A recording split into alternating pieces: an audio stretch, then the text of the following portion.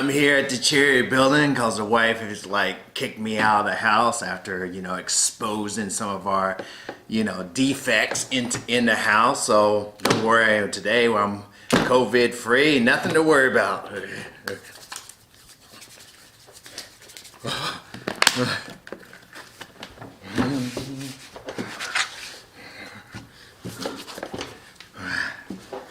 Oh, okay, so we're all set. We're all like, hopefully you guys are safe and that everything is all right, as they say. I got a little sun yesterday, so that was good. Hopefully you guys are able to go outside and maybe you're not congregating, but you're a-okay. I'll try to get now for all the students who all get obsessive over this, the few students that see this or listen to this by this time, I'll get to the APUSH stuff. We're getting into the 60s today, okay? So just hang on. I'm just trying to make some few announcements here, all right? So anyway, Mr. Schranker is still going to retire, so make sure next Thursday or Friday you shoot him an email saying your goodbyes and your well wishes. I think last time I kind of said if there's a gift, but you don't have to send anything via email or something like that. I think it's just a shout out. And I'm going to send, reminders to you and your parents too as well next Wednesday or something like that to say that, if you want to send Mr. Schranker a message. Everybody gave a great send off to Ms. Brandon. Especially the juniors, seniors, and the super seniors. They did an excellent job. All right. So now, without further ado, because I know you want to get to it, the few students here, is that I'm hoping so much that you guys keep your brains into this and that you really are trying to, listen to a few minutes of this, maybe look at a little bit of biology that's going to be coming up that I'm pretty sure Ms. Johnson will do. In English, that is kind of presented to you. There are no, again, assignments per se, but you'll be doing yourself a disservice not to expect something, no matter when we come back, if we come back, that some kind of maybe final assessment to that point. So think about that. And it's just good anyway because it's not going to go on forever, and you think eventually you still need to get ready to transition into senior year, transition into higher education, and taking your college courses. So you don't want to keep your brain needs exercise, and this is part of it. All right, so prior to 60s is going to be 3 videos. It's just a huge decade of content, events, happenings, really changes that's going on here. So that's why the 60s, I'm going to be doing about 3 of these in a way, because it is really that dense, and it's really that's why you're seeing in video series that I said that they have the 60s, they have the 70s, the 80s, and the 90s, even the 2000s. But the 60s is really probably their best effort because there's just a lot of stuff going on, So, and here's the thing as I say this, and listen, this is time to really tune in to get the big ideas of here.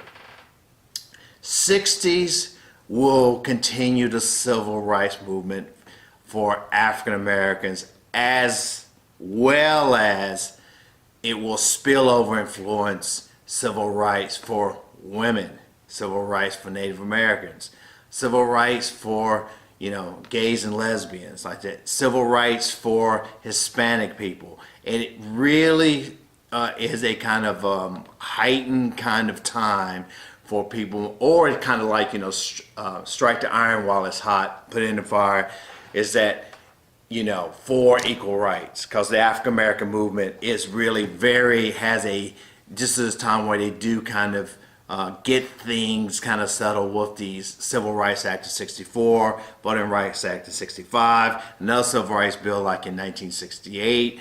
So really a lot of people are talking about not only black power by the end of the 1960s, but red power, yellow power, pink power, brown power, all those types of things here that's probably a little bit antiquated in 2020 is going to be representative of this kind of like heavy protest movement. And on that note, so we got civil rights, 1960s, continuing on. We have counterculture. You had the new left movement coming around, the like with Tom Hayden and the Port Huron statement up there in the University of Michigan, saying that the left is this is going to be really the foundation of what you see Bernie Sanders or Elizabeth Warren kind of continuing their way.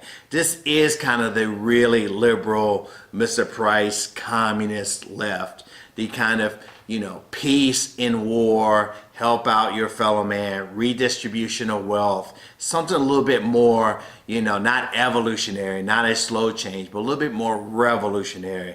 They will have protests, kind of like class sit-ins taking over of like certain college campuses, things of that nature. So and then you just got some people like Timothy O'Leary, that's his name, like that, in San Francisco, saying things like turn on, tune in, drop out. Just drop out of everything. Now, I know you're saying, oh, Mr. Price, he means that, you should be like some hobo or something like that, some homeless person. No, he's just trying to say, look, all this stuff of going to college, getting a job, is so like, 1950s. It's so suburban. It is so conformist. They're more hippie-ish, not beatnik. All right, because they're saying that what should be like, you should be more, they're more like the transcendentalists of the 1840s and 1850s here, that you should make some kind of like, if anything, positive impact to your society. Feed your fellow man, help your fellow man, make our society greater. We keep, producing guns and weapons and everything, fighting a war in Vietnam when we should be trying to like do something at home. And fight discrimination. They want to be part of. You have these like really middle class, whites talking about like going down there for Freedom Summer in 1964, wanting to do this, start this new left movement. And you even have people just like say, hey, you not only we have advances in medicines and science where you can kind of get in touch with yourself. You do get an expansion.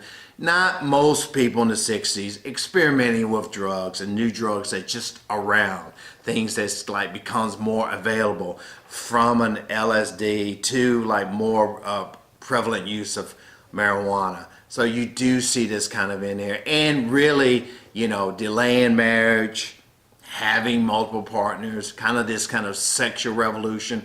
Pill is being more like in use now, more use of like things that will prevent pregnancy. You have, that's kind of the counterculture. So counterculture, civil rights, and I have two specific things about the 60s that it really sums up the 60s in a way. You have to take a look at it. Is Vietnam and the Vietnam War and our involvement into that. It is just so prevalent in the 60s. It really takes down, presidents during this time here. So, wait a minute, somebody's here.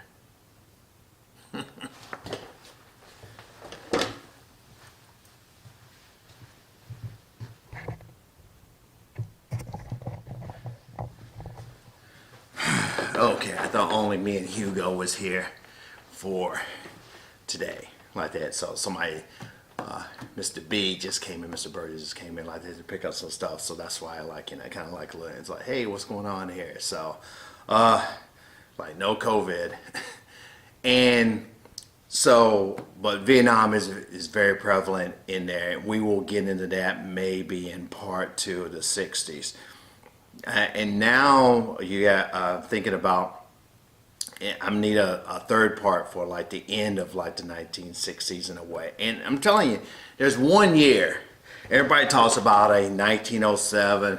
I'm reading a book right now, 1959, 1927, year that changed, America. This might be in hindsight, or as we deal through this, maybe a changing year for us in 2020. So people might be writing about this year as being a kind of transformative event.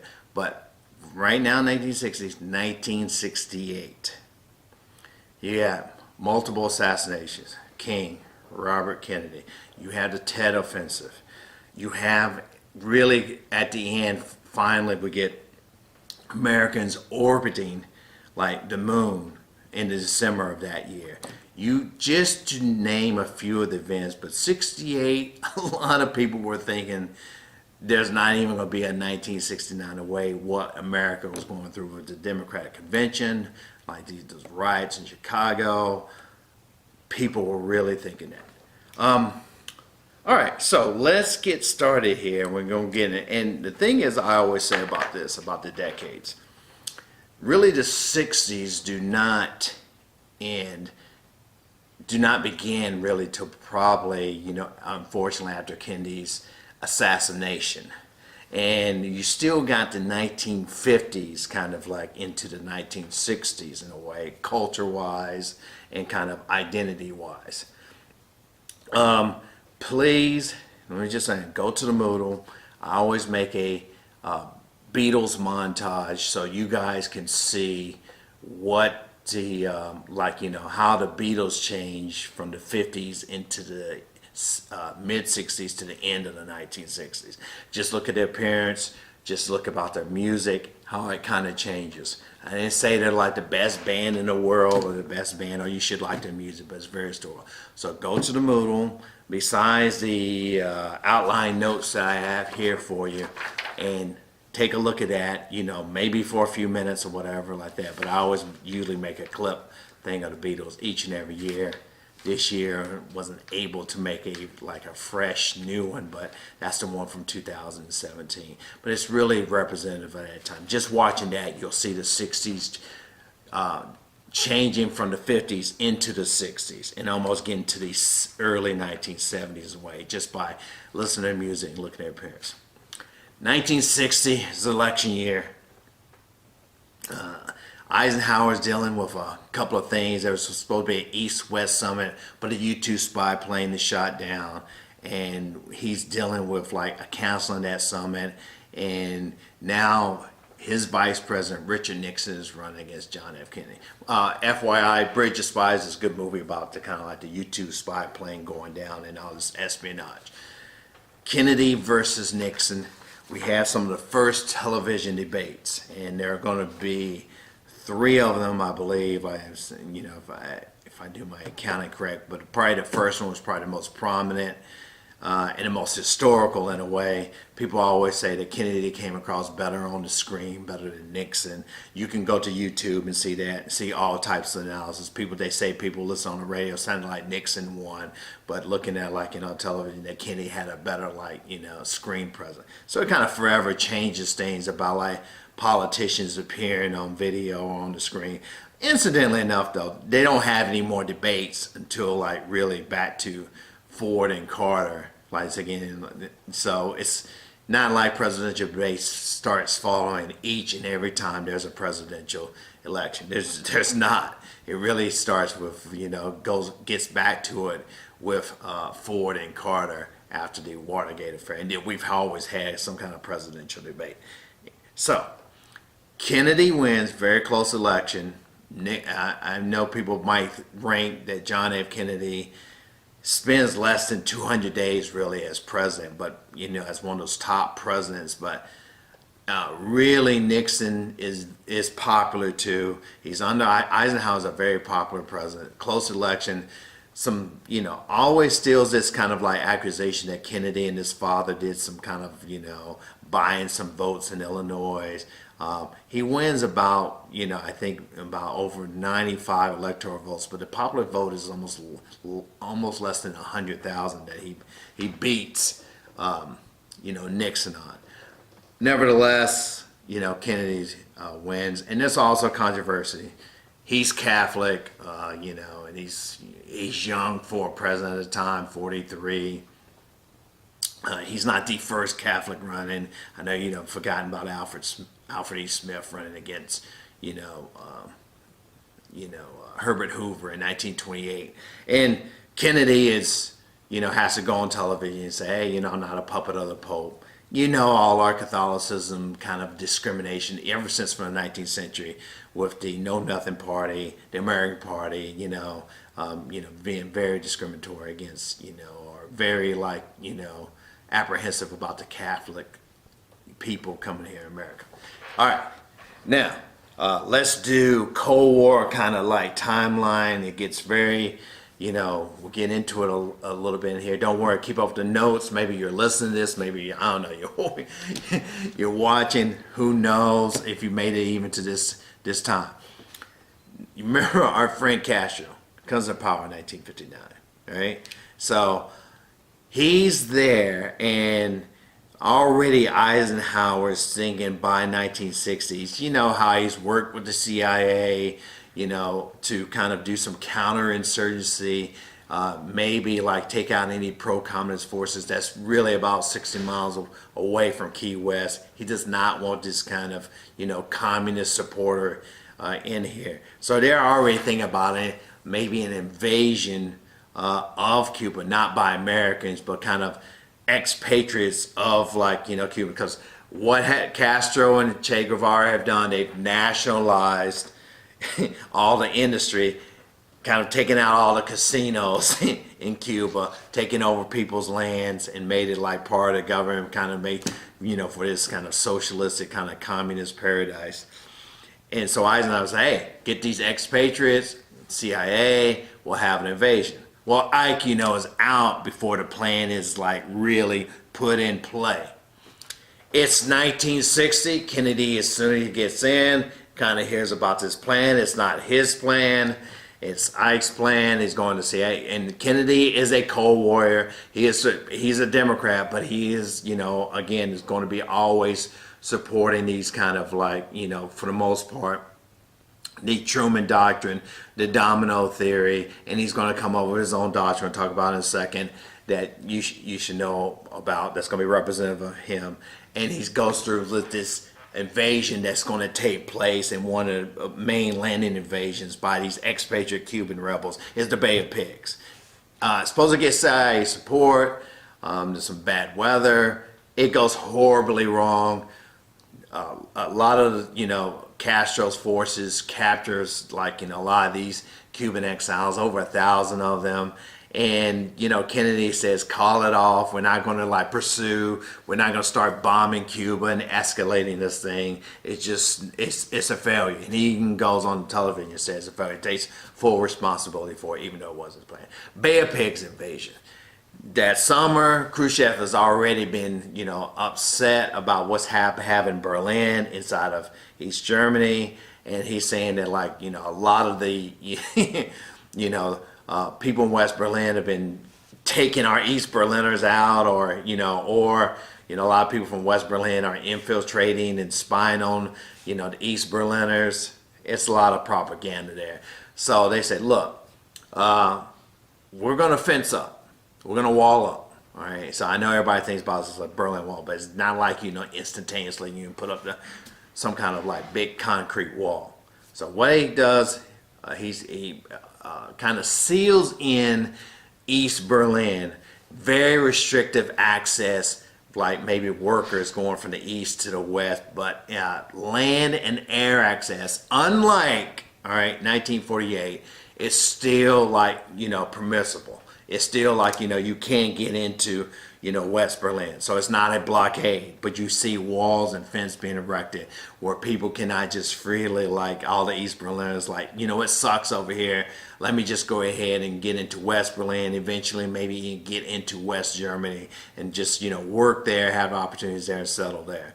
So it was definitely, they were, taking some of the best and brightest people from the East Berlin. It's really their choice too, that they kind of saw the writing on the wall. Think about North Korea and South Korea. Think about like the, where would you want to be at this time? So you had the Berlin Wall kind of going up, and I say put that in kind of quotation because everybody's thinking that it just, flows up that summer. No, it's really a bunch of fences and barbed wire that's going up. All right. So October that year, well, really in September, like, our spy planes are seeing like, missile silos in place in Cuba. Kennedy says, no, you cannot do that. Once again, so we're going to quarantine Cuba. I know we know that word, but he's kind of like effectively kind of blockading any kind of like, shipments from the Soviet Union into Cuba. We've seen these kind of missiles are not going to be this close to the Western Hemisphere.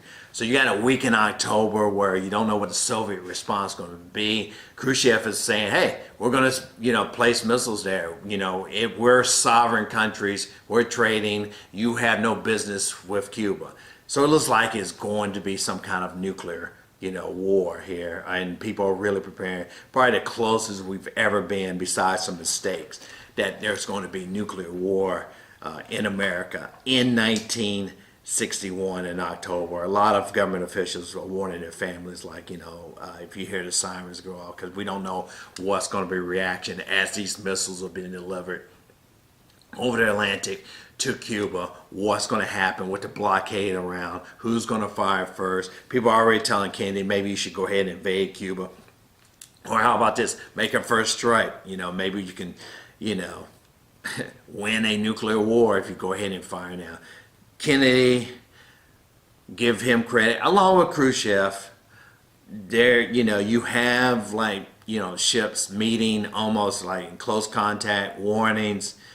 Nobody fires a real, like, big shot to escalate the war. Soviet ships turn back. They negotiate kind of an agreement where the U.S. promised they would not invade Cuba. That kind of like lets Castro kind of, save face a little bit that he will probably remain in power for the most part in Cuba if, the U.S. pledges not to do that. They're going to take the missiles out. And it's going to be, really verified, followed up by the U.S. And Kennedy tells Khrushchev that he's going to take missiles out of Turkey. Does not let the public know, because Kennedy wants to seem like he kind of won, or the U.S. won this kind of standoff with Khrushchev in October. And this is the Cuban missile. And I think that's something that you guys have kind of learned since the beginnings here.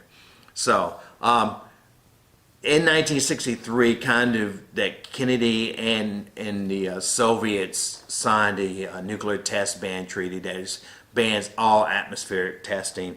China and France do not sign that. Eventually, you're going to get a kind of test ban, treaties that would, avoid testing all above ground or in space. But so that's again, culminates in that as a result of kind of like these tensions that's headed into the Cuban Missile Crisis. Now, the thing that's brewing up with Kennedy too here is about as far as Cold War is Vietnam. You cannot just right now. You have a Catholic kind of Vietnam leader in South Vietnam, and Kennedy's kind of supporting him because he's kind of pro-Western in a way, so he's anti-communist. That is beginning to escalate because he's a very unpopular leader. We'll talk about that a little bit more, but I just want to touch on that. And finally, somewhat in a way, it's not like the end of all the Cold War events in a way, but Alliance for Progress. Kennedy says, hey, Latin America is already, their reason why one of the reasons why Castro comes to power, they get a Marshall Plan for Europe. Where's the Marshall Plan for Latin America? They get millions instead of billions, and they're very resentful. Communist regimes rise up, and as you know from the 1900s, you say, well, Mr. Price, the U.S. has always been in Latin America. Yes, and almost like, calling the shots. And, kind of with Guatemala in 1954, taking over democratically elected leaders, in saying that the elections in Nicaragua are like null and void, Woodrow Wilson. So they have a lot of resentment there. So you see this growing kind of, communist growth. So Eisenhower and Kennedy trying to put more money. So it's called Alliance for Progress, like that. And they try to combat these kind of, temptations to go commie, right? Good. All right. So, and I know that's a lot. And, if you follow up on the notes and stuff, want to hear my voice at this time, that's fine. I'm going to take a little cup of Joe here. So I get a little swig here, and we'll go into the civil rights movement here because it's very dense to get one of this timeline in this. So, oh, that's delicious. So, We ended up with the, sit-ins with the Greensboro Four in 1960 and starting that kind of desegregation movement that's going across here. You have Martin Luther King and Mr. Shuttlesworth. That's another guy you don't have to know and you don't care about anyway. That formed the SCLC, the Southern Christian Leadership Conference. That really is the kind of Martin Luther King's kind of civil rights protest group. You have at Shaw University, I told you, all praise to Ella Baker, and the Student Nonviolent Coordinating Committee. On the civil rights videos, they're always going to be referred to as SNCC. Really the ones that kind of, inspired the sit-ins at Woolworths, and really is going to inspire, they're going to have a prominent role more in the kind of freedom summer of 1964 instead of the freedom riders in 1961 that's coming up here. So we have a very, very, kind of like, dense timeline as far as what's going on here with the civil rights. And the big one in 1961 is the kind of freedom riders, RIDERS. These are people of the Congress of Racial Equality, CORE. That's the main part. They're not the NAACP. It's not really SCLC. SCLC is mostly based in the South, all right? So they're dealing with massive resistance to Southern Manifesto, all that kind of stuff because of school desegregation, a little rotten. They're working on that now, and they're going to get into more of the voting rights and the desegregation, 1963. But right now, Freedom Riders, we said, well, Mr. Price, what is that? What is the Freedom Rider? Here's basically what I'm saying. There's a video on this. A lot of times, most mode of transportation, you just got Boeing creating the jet airplane. You don't have a lot of airline travel. You have bus travel. You have somewhat train travel still in a way, and a lot of people are traveling by bus. But if you're going from the north to the south, or even the west to the south and everything, you're going to experience segregation at bus stops. You say, well, Mr. Price, it's just a bus stop. I've seen those bus stops. There's nothing there. Back in the day, there were diners, there were food, and there were restrooms. That was a key hub for people.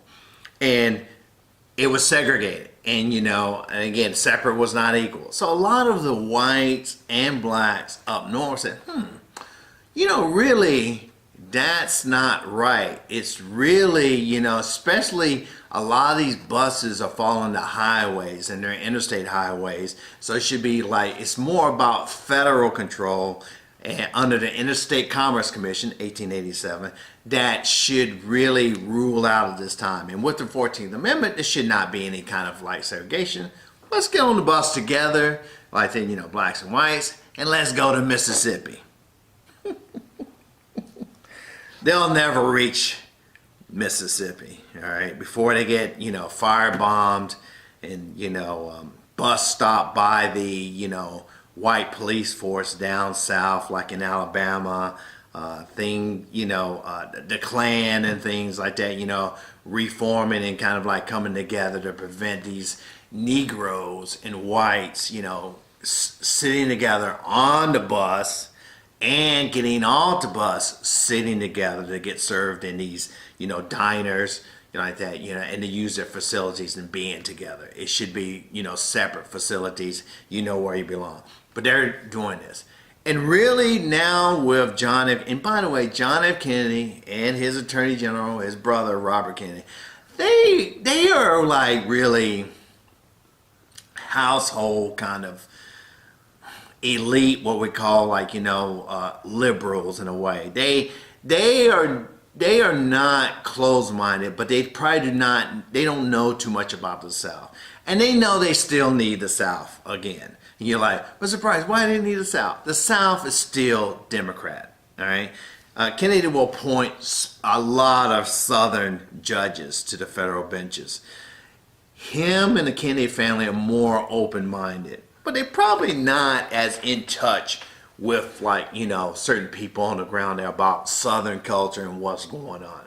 But they're going to tend to enforce this, and they kind of don't understand the ignorance that's still kind of pervading the South, and they're like, eventually don't they see the future? It's bound to happen anyway, and you need to make these changes come into the 20th century in a way. So actually they really have success and by really the end of the year and the next year, all these kind of, interstate, like, bus stops, even throughout the South, are desegregated, enforced by the Interstate Commerce Commission.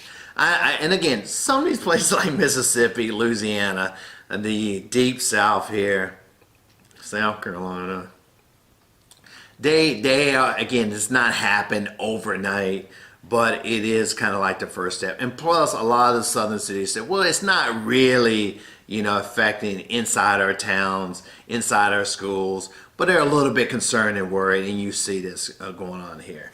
1962, James Meredith trying to enroll in the University of Mississippi.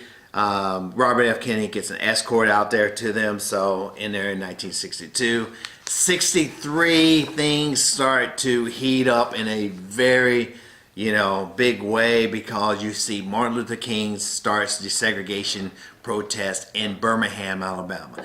He gets arrested, he writes a letter, and they said, why is this letter famous? The letter's from, like, Birmingham jail. Because he's saying that to end segregation should not be in 10 years, it should not be in 15 years, it should be now. All right?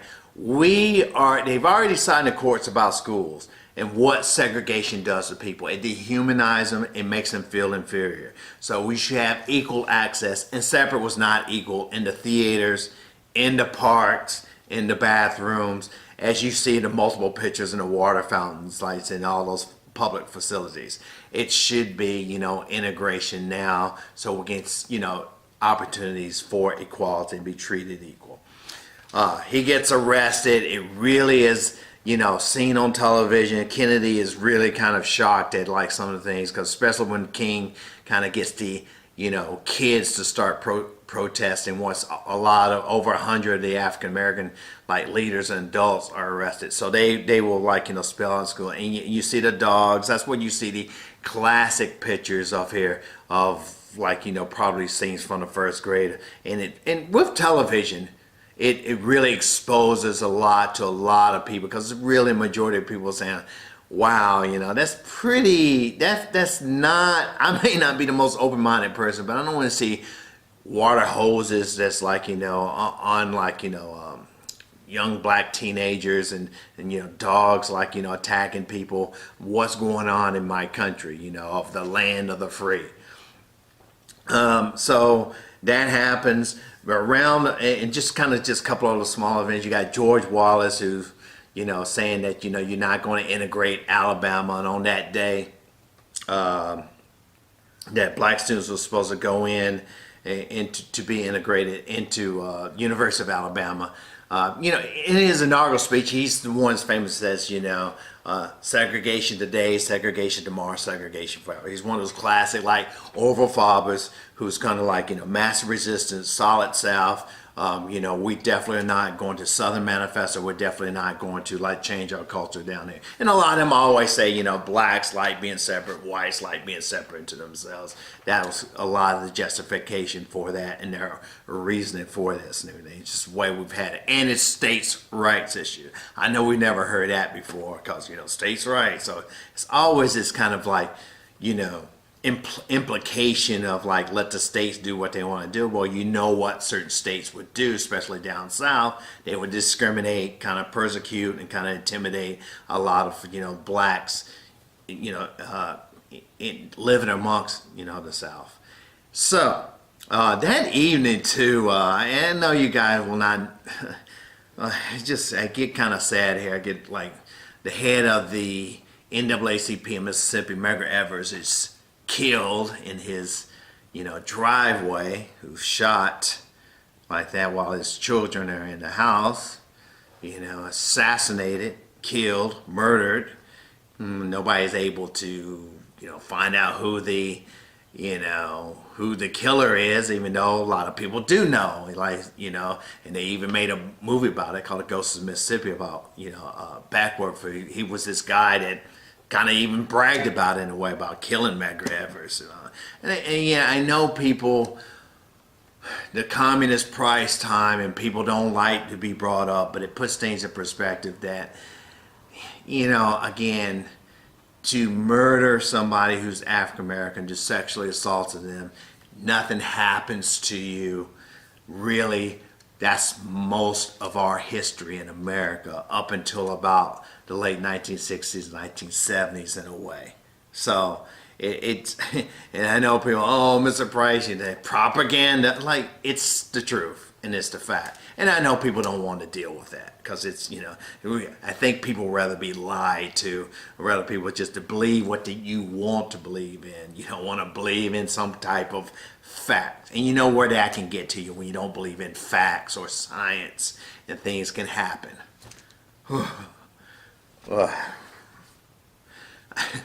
Again, sometimes I feel like I'm living in the Middle Ages sometimes to tell people, but I guess that's people. They want to believe in what they want to believe in, even if you present them certain things on there. So he's killed. Now, you know, in 63 here, you get the March on Washington, I Have a Dream speech here. And he's really trying to say we want integration. After that, you know, and somebody mentioned this in class too, and it's something that's very poignant because you got poems and songs like, you know, kind of commemorating this tragic event. Girls were thinking about protesting one day on Sunday. Instead, they were told to go to Sunday school. And there's a terrorist act here where, you know, the church is blown up. It's supposed to, you know, there's a bomb there, and four girls, four. Really, you know, I think most of them were like, you know, like their ages are very young, like again, and they're just kids and they're killed. And it really, really is a tragic event in American history. You see these girls making a choice in hindsight, that would end their lives. And I keep on telling you, black church was bombed, and still today, look it up online. Still today in 2020, like some of the most vandalized places are black churches like that. So, and I know people are going to say, well, Mr. Price, you don't know who did it. They could be whites, blacks. True. Most of the times, though, I found that like they've been the victims of some type of, you know, vandalism, you know, by certain people like that. Let's just say, and that's still happening today. And I don't know, I don't know what. I mean, I know this is a Christian nation and everybody says, I believe in Jesus and God, and then you vandalize churches. You know, I guess because, you know why African American, blow them up, burn them down like that, you know. So even in today, like I said, you should really look that up. I know you think I'm giving you propaganda like that, but people are like, well, I don't want to look it up. I don't want to know. Come on, Price, keep on going. What's the timelines? You know, I'm trying to make it kind of a little bit more relatable here. Kennedy gets assassinated. We got November 22nd, 1963.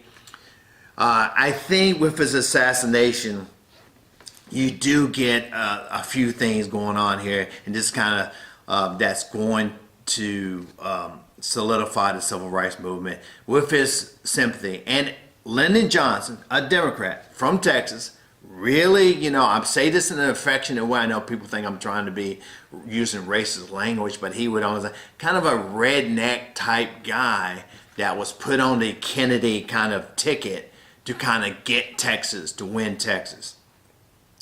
But he knows how to move legislation through, and he's able to get a civil rights bill through by the end of 1964. Civil rights legislation is going to affect like end discrimination in like hotels, theaters, and parks. Again, it's not going to be overnight, but that's what the Civil Rights Bill of 1964, you have to know. Civil rights. But as we know, we've had civil rights that won in, you know, 1873, like that in there, so that, you know, it's going to, it takes so many years before it's really kind of made effective. Took a long time. That, and also, but King is also thinking about voting rights as well. You had a 24th Amendment passed in January of 1964, and that was to like end poll taxes. But he wants a voting rights bill. Lyndon Johnson said, hey, look, man, it's an election year. You're going to have to get that later. I need my Democrats in the South. I'm already going to, I know, and I told you, I've said this before, look, man, the Democrats are going to end in the South. It's going to be, we're going to be done for, because a lot of people are going to move to more of the conservative side of a party, and the Democrats are becoming like too liberal, too left, like the Northern Democrats. So they're going to start gravitating to the Republican Party. The beginnings of that, in a way. So it started before, but again, it starts picking up about like thinking about like, you know, gravitating to a party where it becomes solidly Republican now instead of solidly Democratic. So Rice Bill is passed in '64. You have King wants a voting rights bill, and you know, you get the movie Selma, where he starts like marching like from Selma to Montgomery, and you know, just for fighting for voting rights and registration, and he's make a symbolic march. You know what happens there, like again, people and even like, you know, the police themselves and everything in Alabama will like, you know, turn back the kind of like marchers, and they will, it really becomes confrontational.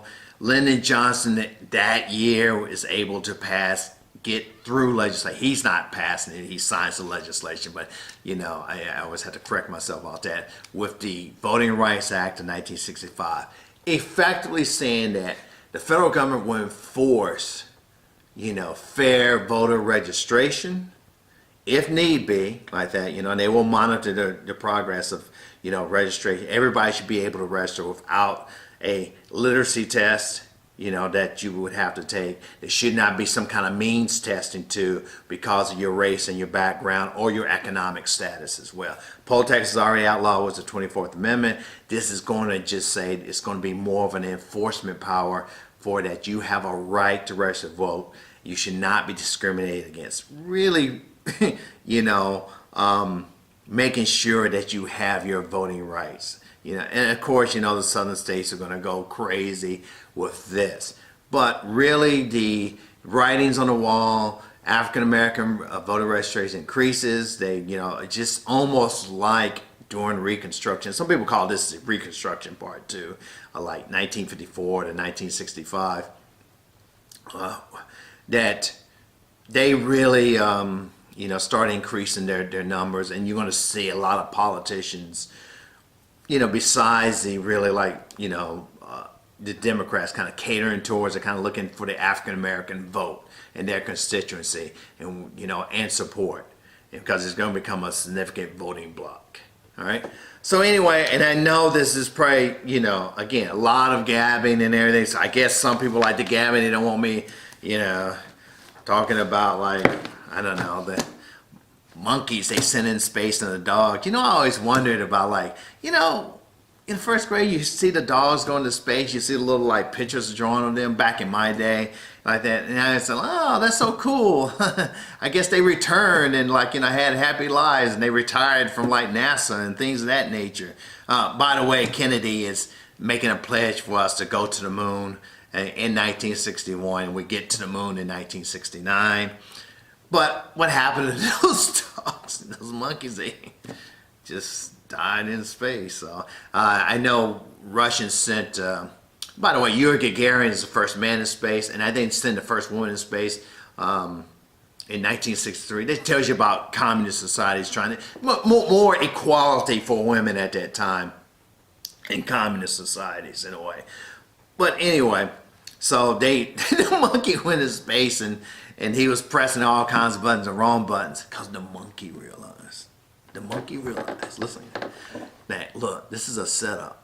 They're using me as like some kind of lab rat. So he was pressing the buttons to get home, to get out of space. He did not want to die. He didn't know, like, look, I didn't know I didn't sign up for a suicide mission. Look, you can put some, like, you know, things to me. You can even shock me a little bit or whatever, you know, and I'll see like that. But I didn't know that, like, hey, you're going to send me to space and I'm not going to get a parachute back into the ocean or some kind of return. So he just started pressing buttons all over the place and everything. So I'm making a lot of mistakes because the monkey was not that dumb. He's like, look, I didn't sign up for this. Anyway, I know people don't like those little altar, you know, stay on topic. So, all right, guys, look, you take it easy. I'm going to have a couple more. I'm always going to be doing around Tuesday and Thursday. And I'll have some more updates about, you know, maybe the AP test itself and what's going to happen next couple of weeks, because we're going to start preparing for that test, whatever that form may be. I think I got to think about that in a few weeks. Please look at that Beatles video. It maybe do more to you than me gabbing as well and stuff like that. You guys take care, stay healthy, and hopefully, again, help out each other too. Please help out each other, and make sure, especially if you know somebody that may need something or something, please do that. And I think you guys will. You guys are great. You guys are the best. I have the best students. I always tell it to everybody. He said, what school you teach at? I said, Wake Stem or college. And they tell me, oh man, the students I got, I have the best students. I have the best students. I always say that. All right, take it easy, guys.